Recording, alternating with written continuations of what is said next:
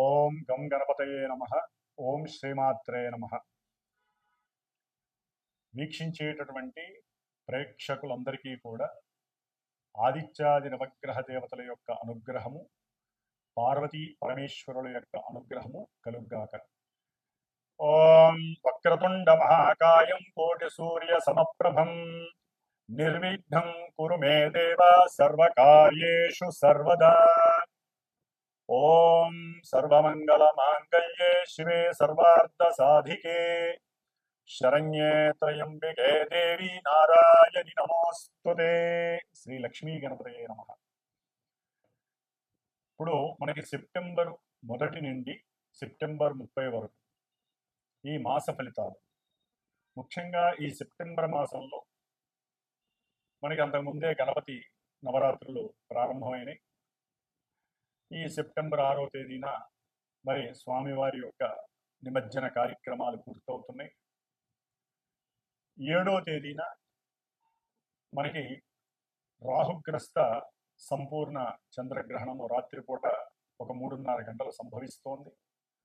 అట్లాగే సెప్టెంబర్ మాసంలో మరి సంకష్టార చతుర్థి 22వ తేదీ సెప్టెంబర్ 22వ తేదీన అమ్మలగన్న యమ్మ ముగురమ్మల మూలపుటమ్మ మరి ఆ మహాకాళి, మహాలక్ష్మి, మహాసరస్వతి అయినటువంటి త్రిమూర్తి స్వరూపిణి అయినటువంటి ఆ అఖిలాండ కోటి బ్రహ్మాండ నాయకి అయినటువంటి శక్తి స్వరూపిణి, శక్తి దేవత అయినటువంటి దుర్గాదేవి అమ్మవారి యొక్క శరన్నవరాత్రి, శ్రీదేవి శరన్నవరాత్రి మహోత్సవములు ప్రారంభమవుతున్నాయి. కాబట్టి ఈ భాద్రపద మాసం ప్రారంభమై మధ్యలో అమ్మవారి యొక్క నవరాత్రులు ప్రారంభమై శరదృతువు ప్రారంభమవుతుంది. ఇప్పుడేమో వర్ష ఋతువు. కాబట్టి ఈ ఋతువులు మారే సమయము అమావాస్య 21 సెప్టెంబర్ 21వ తేదీ ఆదివారం అవటం. కాబట్టి ఈ యొక్క ఋతువు మారేటటువంటి సమయంలో మనకి వర్ష ఋతువుకి అధిపతి చంద్రుడైతే శరత్ ఋతువుకి అధిపతి చలి అంటే శని మహానుభావుడు. కాబట్టి ఈ సమయంలో ఎన్నో రకాలైనటువంటి ఇబ్బందులు, అనారోగ్య సమస్యలు కలుగుతూ ఉంటాయి. ఈ యొక్క కాలచక్రంలో మన పంచభూతాల ద్వారా. కాబట్టి మరి అంతరిక్షంలో గ్రహాలు ముఖ్యంగా రాశి చక్రంలో ఈ సెప్టెంబర్ 13వ తేదీన కుజుడు ఇప్పటి వరకు మేషరాశి నుంచి కన్యారాశిలో ఉన్నవాడు మనకి తులారాశిలోకి సొంత నక్షత్రంలో అడుగు పెడతాడు. అట్లాగే సెప్టెంబర్ 14వ తేదీన కర్కాటక రాశిలో ఉన్నటువంటి శుక్రుడు గ్రహము సింహరాశిలోకి అడుగు పెడతాడు. సెప్టెంబర్ 15వ తేదీన మరి బుధుడు వ్యాపారకారకుడు, బుద్ధికారకుడు, ఆయన సింహంలోంచి కన్యలోకి అడుగు పెడతాడు. సెప్టెంబర్ 16వ తేదీన సూర్య భగవానుడు, మరి ఆయన గురించి మనం చెప్పుకోవాలి. సూర్యుడి నుంచి అన్ని గ్రహాలు తిరుగుతాయి. సూర్యుడే ఆరోగ్య ప్రదాత, సూర్యుడే జీవకారకుడు. తిన్నదరగాలన్నా ఆయన యొక్క అనుగ్రహం ఉండాలి. మరి ఆయన తన యొక్క స్వక్షేత్రంలో ఉన్నవాడు సెప్టెంబర్ 16వ తేదీన కన్యారాశిలోకి వస్తున్నాడు. సొంత నక్షత్రంలో ఉండి అడుగు పెడుతున్నాడు. కాబట్టి ఈ విధంగా మనకి మాస గోచారంలో ఈ 4 గ్రహాలు రవి, బుధ, శుక్ర, కుజగ్రహాలు ముఖ్యమైనటువంటివి. ఈ 4 గ్రహాలు మనకి ఈ మాసంలోనే 13, 14, 15, 16 తేదీల్లోనే మారుతున్నాయి రాసుల్ని. మిగతా గ్రహాలు గురుడు మిథున రాశిలో ఉన్నాడు. ఆయన అక్టోబర్ 20 వరకు ఉంటాడు. ఆ తదుపరి మనకి శని భగవానుడు వక్రించి నవంబర్ ఎండింగ్ వరకు ఉంటాడు మీనరాశిలో. రాహువు చూస్తే కుంభరాశిలోనే ఉన్నాడు. కేతువు చూస్తే సింహరాశిలో ఉన్నాడు. కాబట్టి ఈ విధంగా కాలచక్రంలో మనకి గోచార చక్రం ఈ విధంగా కనపడుతోంది మనకి. మరి ఈ యొక్క సెప్టెంబర్ 22వ తేదీన దుర్గాదేవి శరన్నవరాత్రి ఉత్సవాలు ప్రారంభమై అక్టోబర్ 2వ తేదీన దాదాపుగా 10 రాత్రులు, దశరాత్రులు అమ్మవారికి నవరాత్రులు కాస్త 10 రోజులు గడుస్తున్నాయి. 11వ రోజు కూడా జరుగుతోంది. కాబట్టి 11 రోజులు అమ్మవారు మనకి దివ్య భిక్షని అందజేస్తోంది.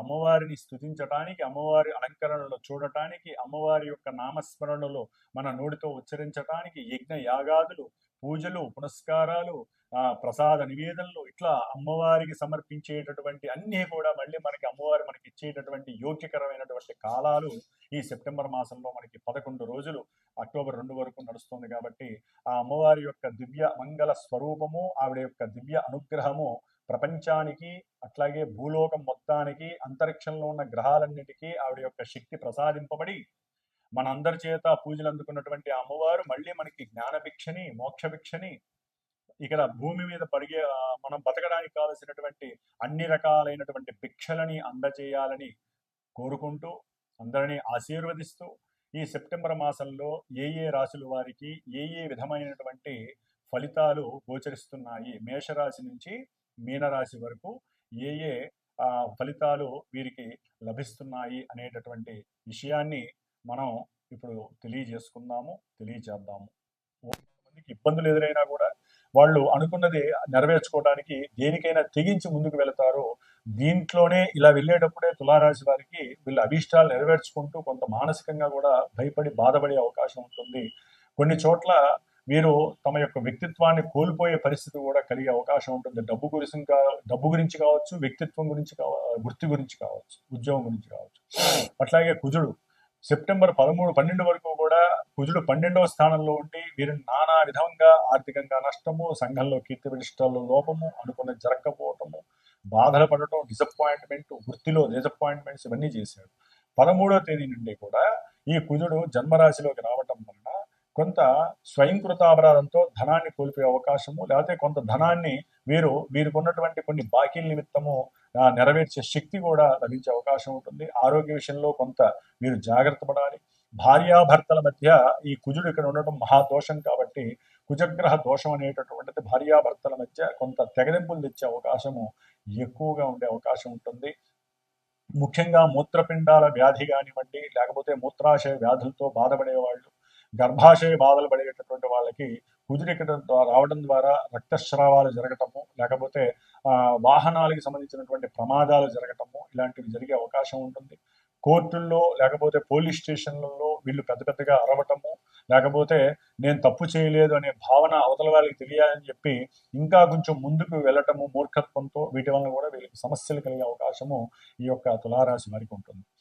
అట్లాగే ఈ యొక్క వీరికి 9లో ఉన్నటువంటి గురుడు చక్కగా సౌఖ్యాన్ని, భాగ్యాన్ని ఇస్తాడు. చేసేటటువంటి అంటే వృత్తిలో కొంత వేరే ఆలోచనలు కలుగజేసి వృత్తిలో డెవలప్మెంట్ కోసం ఎక్కువగా ముందుకు తీసుకెళ్లే అవకాశం ఉంటుంది.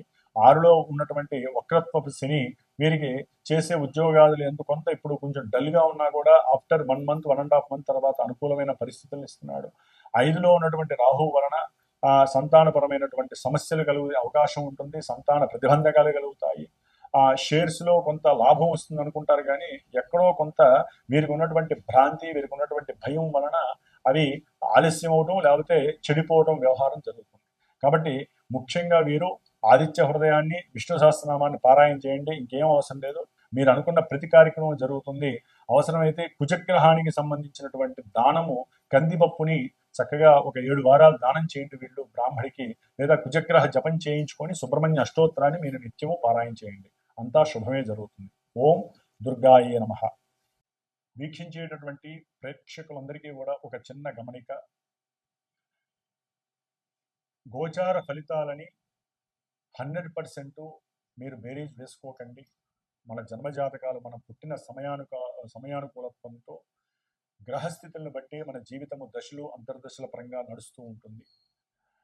అక్కడ ఉన్నటువంటి గ్రహస్థితుల్ని, గోచారంలో జరిగేటటువంటి గ్రహస్థితుల్ని, నక్షత్రాల్ని బేరీజ్ వేసుకుంటూ మనకి ఎందుకు ఇలా జరుగుతోంది, మనం ఏ పరిహారాలు ఆచరించాలి. అందుకనే నేను ఒక క్యాప్షన్ ఉంటుంది నాకు, జ్యోతిష్యాన్ని నమ్మండి, పరిహారాలు ఆచరించండి. ఎందుకంటే జ్యోతిష్యాన్ని వినటము, జన్మజాతకం చెప్పించుకోవటము, గోచారంలో అన్ని ఛానల్స్లో అందరు గురువులు చెప్పింది విని భయాందోళనలకు లోనవటము, లేకపోతే మాకు కొన్ని జరిగినాయండి, మాకు కొన్ని జరగలేదని ఫోన్లు చేసి కాస్త ఇబ్బంది పెట్టడము, ఇవన్నీ కాదండి. నిజంగా మీరు గ్రహస్థితిని నమ్మితే మీకు జరిగేటటువంటి సమస్యల నుంచి బయటపడటానికి మాలాంటి గురువులకి ఫోన్ చేయండి, నమ్మకం ఉన్న వాళ్ళకి ఫోన్ చేయండి. మీ జన్మజాతకాన్ని దక్షిణ తాంబూలాదులు ఇచ్చి మీ జన్మజాతకాన్ని చక్కగా చెప్పించుకోండి. ఎందుకంటే గురువుకి దక్షిణ ఇవ్వకపోతే, జాతకం చెప్పించుకున్నా, పూజ చేయించుకొని ఇవ్వకపోయినా వాళ్ళకి గురు శాపం అని కూడా ఉంది. గురు శాపం తగులుతుంది. ఎందుకంటే ఒకరికి ఒకరు సహాయ సహకారాలు అందించుకోవడం, మాలో ఉన్న జ్ఞానాన్ని మీకు ధారపోస్తాము, మీకు ధైర్యాన్ని ఇస్తాము, పూజలు చేస్తాము. మరి మీరు కర్మల్ని పోగొట్టుకోవడానికి మీరు సంపాదించిన సొమ్ములోంచి ఒక పైసా మాకు ఖర్చు పెట్టాలి, గురువుకి దక్షిణ ఇవ్వాలి, చేసిన పూజలకి సామాగ్రికి చేసుకోవాలి, మరి ఇన్ని రకాలుగా చేయాలి. కాబట్టి జన్మజాతకాన్ని నమ్మండి. గోచార చక్రాల్లో ఉన్నటువంటి గ్రహస్థితుల్ని అనుకూలంగా ఏ ఏ గ్రహాలకి స్తోత్రపారాయణ చేయాలి, ఏ దేవతలను ఆరాధించుకోవాలో అలా చేసుకుంటూ వెళ్ళండి. అట్లాగే ముఖ్యంగా మా యొక్క పీఠము శ్రీమాతా జ్యోతిషాలయ పీఠంలో ప్రతి నెలా కూడా అమావాస్య రోజున ఎవరైనా ఈ యొక్క గ్రహస్థితుల్లో జాతకరీత్యా కావచ్చు, లేకపోతే గోచార రీత్యా ఉన్నటువంటి గ్రహస్థితుల్లో లోపాలు దోషాలు ఎక్కువగా ఉన్నటువంటి వాళ్ళు, కోర్టు సమస్యలు ఉన్నా, లేకపోతే నక్షత్ర అమావాస్య రోజులు పుట్టిన కొన్ని పాపము నక్షత్రాలు ఉంటాయి, అంటే పెళ్ళిళ్ళు కావు, ఆశ్లేష, మఖ, మూల, అశ్విని, భరణి, కృత్తిక, ఇలా కొన్ని నక్షత్రాల్లో పుట్టినటువంటి వాళ్ళు పెళ్ళిళ్ళు కాక, సంతానం కలక్క ఎన్నైతే ఇబ్బందులు పడతారో వారందరూ, అట్లాగే కొన్ని రాశుల వారికి ఏలినాటి శని, అష్టమ శని, అర్ధాష్టమ శని, రాహుకేతువుల యొక్క దోషాల వల్ల కలిగేటటువంటి మాతా పితృ దోషాలు, గురుశాపాలు, స్త్రీ శాపాలు, ఇట్లా ఏవైతే ఉన్నాయో అన్నిటికీ కూడా అదొకటి ఇదొకటి కానీ కాకుండా నా యొక్క పీఠంలో నేను ప్రత్యేకించి శ్రద్ధగా అమావాస్య రోజున ఏ పనులు ఉండవు కాబట్టి ఇదే పనిగా ఎవరైతే ఫోన్లు చేస్తారో, అంటే జాతకరీత్యా చెప్పించుకున్న వాళ్ళు, గోచార రీత్యా సమస్యలు ఉన్నటువంటి వాళ్ళు, ఒకవేళ ఏది లేనటువంటి వాళ్ళకి వాళ్ళ యొక్క సమస్య రీత్యా కూడా ఈ యొక్క ప్రతి నెలా జరిగేటటువంటి నవగ్రహ నక్షత్ర రుద్ర పాశుపత హోమము అనేటటువంటిది ప్రతి నెల కూడా నా యొక్క పీఠంలో చేస్తాను. హైదరాబాద్లో చేస్తూ ఉంటాం కాబట్టి ఎవరైనా సరే ఉంటే ప్రత్యక్షంగా పరోక్షంగా పాల్గొనొచ్చండి. వీడియో ద్వారా మీరు చూడొచ్చు. అట్లాగే ఎవరైనా ఇక్కడ ఉన్న వాళ్ళు అయితే చక్కగా వచ్చి హోమాలు చేసుకోవచ్చు. ఈ హోమం ద్వారానే మనకి పరిపక్వత, పరిపూర్ణత కలుగుతుంది. అట్లాగే పీఠంలో ఎప్పుడూ కూడా దోష పరిహారార్థమై నవగ్రహ జపాలు జరుగుతూ ఉంటాయి. అట్లాగే రుద్రాభిషేకాలు, రేపు అమ్మవారి ఉత్సవాలలో కూడా దుర్గాష్టమి రోజున పీఠంలో చక్కగా దుర్గాదేవికి సంబంధించిన చండీ హోమం ఒకరోజు చేద్దామని నేను నిశ్చయించుకున్నాను. కాబట్టి ఆ 10 రోజులు, ఆ 11 రోజులు దుర్గా సూక్త జపాన్ని ఆచరిస్తూ అమ్మవారిని చక్కగా అలంకారణతో పూజలు చేస్తూ ఈ యొక్క పూజా పునస్కారాలన్నీ కూడా నేను చేస్తూ ఉంటాను. కాబట్టి ఎవరైనా సరే అభీష్టము కలిగినటువంటి వాళ్ళు, నమ్మకంగా ఉన్నటువంటి వాళ్ళు, నమ్మకం కలిగినటువంటి వాళ్ళు, మనం పెట్టే 10 రూపాయలకి భగవంతుడు మా యొక్క మంత్ర బలాన్ని, అట్లాగే మీ యొక్క మానసిక బలాన్ని కూడా చక్కగా ఆయన బేరీజు వేసుకొని మీకు అత్యద్భుతమైనటువంటి ఫలితాలు ఇస్తాడని మీరు నమ్ముకొని మమ్మల్ని సంప్రదించండి. కాబట్టి జ్యోతిష్యాన్ని పరిపూర్ణంగా నమ్మాలి, తప్పదు. అట్లాగే పరిహారాలు కూడా ఆచరించండి. అంతేగాని మనం ఏదో ఆ పని చేస్తే మనకి డబ్బులు వచ్చేస్తే, లేకపోతే ఇట్లా చేస్తే అని కాకుండా గురువుల్లో ఎవరు శ్రేష్ఠులు, ఎవరు ముఖ్యులు అనేటటువంటిది మీ యొక్క మానసిక ధర్మము. మీ మనసుని ప్రశ్న వేసుకోండి. మీకు మాట్లాడేటప్పుడు వారి యొక్క నేత్రాల ద్వారా, వారి యొక్క వాక్కు ద్వారానే మీకు తెలియకుండానే ఎవరు ఎటువంటి వాళ్ళు అనేది కూడా వినేటటువంటి శ్రోతలకి తెలిసిపోతుంది. కాబట్టి అట్లా చూసుకుంటూ ఆ మంచి చెడుల్ని మీరే నిర్ణయించుకొని చక్కగా గురువులు ఎంతోమంది ఉన్నారు, అందరి యొక్క యోగక్షేమాలు ఆలోచించేవాళ్ళు.